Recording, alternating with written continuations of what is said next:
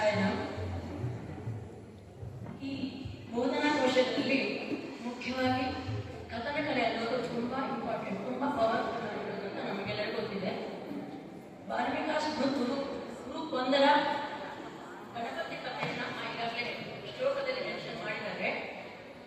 ಆ ಗಣಪತಿ ಕಥೆ ಸಾಮಾನ್ಯವಾಗಿ ನಾವು ತಂದೆ ತಾಯಿಗಳು ನಮ್ಮ ಮೊದಲ ದೇವರು ಅನ್ನೋದು ನಮಗೆ ವ್ಯಾಲ್ಯೂಸ್ ಕೊಟ್ಬಿಡ್ತೀವಿ. ಅದ್ರ ಜೊತೆಲಿ ಸ್ವಾಮಿ ಹೇಳಿದಂತೆ ಮಕ್ಕಳಿಗೆ ಶಿವನ ಪರಿವಾರದಲ್ಲಿ ಯಾರ್ಯಾರಿದ್ದಾರೆ ಅನ್ನೋದನ್ನ ಪರಿಚಯ ಮಾಡ್ಕೊಂಡು ಅದನ್ನ ನಾವು ಮಾಡ್ಕೊಳ್ತಾ ಇದ್ದೀವಿ. ಅದರಿಂದ ನಾವೇನು ಸಂದೇಶವನ್ನು ಪಡಿತೀವಿ ಅನ್ನೋದನ್ನ ನಾವು ತೋರಿಸ್ತಾ ಇದ್ದೀವಿ. ಈಗ ಶಿವನ ಫ್ಯಾಮಿಲಿಯಲ್ಲಿ ನಂದಿ, ಹಾಗೆಯೇ ದೇವಿಯ ವಾಹನ ಸಿಂಹ, ಷಣ್ಮುಖನ ವಾಹನ ನವಿಲು, ಹಾಗೆ ಗಣೇಶ ಶಿವ ಕತ್ತಿನಲ್ಲಿ ಸುತ್ತುಕೊಂಡಂತ ಸರ್ಪ, ಹಾಗೆ ಷಣ್ಮುಖ, ಗಣೇಶ, ಶಿವ, ಪಾರ್ವತಿ ಇದೆಲ್ಲ ನಾವು ಶಿವನ ಸಂಸಾರದಲ್ಲಿ ನೋಡ್ತೀವಿ.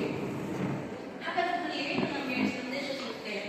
ಸ್ವಾಮಿ ಹೇಳಿರುತ್ತೆ ಈಗಿನ ಒಂದು ವಿಜ್ಞಾನ ಯುಗಕ್ಕೆ, ಮೊಬೈಲ್ ಯುಗಕ್ಕೆ ತುಂಬಾ ಅವಶ್ಯಕತೆ ಇದೆ ಅಂತ ನಮ್ಗೆ ಅನ್ಸುತ್ತೆ. ಒಂದು ಮನೆಯಲ್ಲಿ ಅಪ್ಪ ಒಂದ್ ಕಡೆ, ಅಮ್ಮ ಒಂದ್ ಕಡೆ, ಮಗು ಒಂದ್ ಕಡೆ, ಅವರಲ್ಲಿ ಮನೆಯಲ್ಲೇ ಹಾರ್ಮೋನಿ ಇರಲ್ಲ, ಸೌಹಾರ್ದತೆ ಇರಲ್ಲ. ಹಾಗಾಗಿ ಮಕ್ಕಳನ್ನ ಒಂದು ಲೆವೆಲ್ ತರೋದು ನಮ್ಮ ಗುರು ಆದವರಿಗೆ ಅದ ಶಿಕ್ಷಕರಾಗಲಿ ದೊಡ್ಡ ಚಾಲೆಂಜ್. ಅದನ್ನ ತೋರಿಸ್ಕೊಡ್ಲಿಕ್ಕೆ ಸ್ವಾಮಿ ಹೇಳಿದರೆ ಶಿವನ ಕುಟುಂಬ ವಸುಧನಾದ ಶಿವನ ಕುಟುಂಬದಲ್ಲಿ ನಾವೇನು ಕಲಿಬಹುದು. ಇಲ್ಲಿ ಹಾವು ನವಿಲು ವೈರಿಗಳು. ಹಾವು ಅಂದರೆ ಭಯ, ಅದೇ ಸಿಂಹ ಮತ್ತೆ ಎತ್ತು ಬುಲಕ್ ಅದು ವೈರಿಗಳು, ಒಂದಕ್ಕೊಂದು ಕಂಡ್ರೆ ಭಯ, ದ್ವೇಷ. ಆದರೆ ಅವೆಲ್ಲವೂ ಭಗವಂತನ ಸನ್ನಿಧಿ ಬಂದಾಗ ತಮ್ಮ ದುರ್ಗುಣಗಳನ್ನು ಸದ್ಗುಣಗಳಾಗಿ ಒಂದೇ ಕುಟುಂಬದಲ್ಲಿ ಸವರಿಸ್ತಾ ಇದ್ದಾರೆ.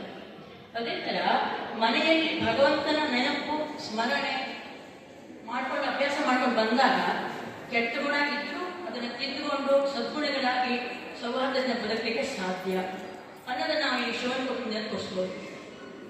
ಸೌಹಾರ್ದತೆ ಎಲ್ಲಿ ಬರುತ್ತೆ ಅಂದರೆ ಭಗವಂತನ ಸನ್ನಿಧಿಯಿಂದ, ಭಗವಂತನ ನೆನಪಿನಿಂದ. ಅದು ಹೇಳಿದ ನಾಮಸ್ಮರಣೆ, ಭಗವಂತನ ಸ್ಮರಣೆ ಮಾಡೋದ್ರಿಂದ ನಮ್ಮಲ್ಲಿ ಪರಿವರ್ತನೆ ಬರುತ್ತೆ.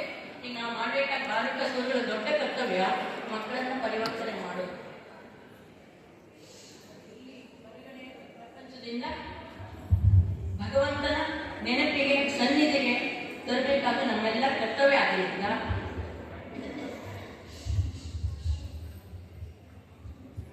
ಈ ಒಂದು ಸನ್ನಿವೇಶದಿಂದ ಮಕ್ಕಳಿಗೆ ಶಿವನ ಕುಟುಂಬ ಇಡೀ ಮಾನವ ಕುಲಕ್ಕೆ ಒಂದು ಆದರ್ಶಪ್ರಾಯ ಕುಟುಂಬ. ಅದರಿಂದ ನಾವು ನಮ್ಮ ಮನೆಯಲ್ಲೂ ಸೌಹಾರ್ದತೆಯಿಂದ ಬದುಕೋದನ್ನು ಕಲಿಬಹುದು ಅನ್ನೋದನ್ನ ಮತ್ತೆ ತೋರಿಸ್ಬೋದು ಅಂತ ನಾವು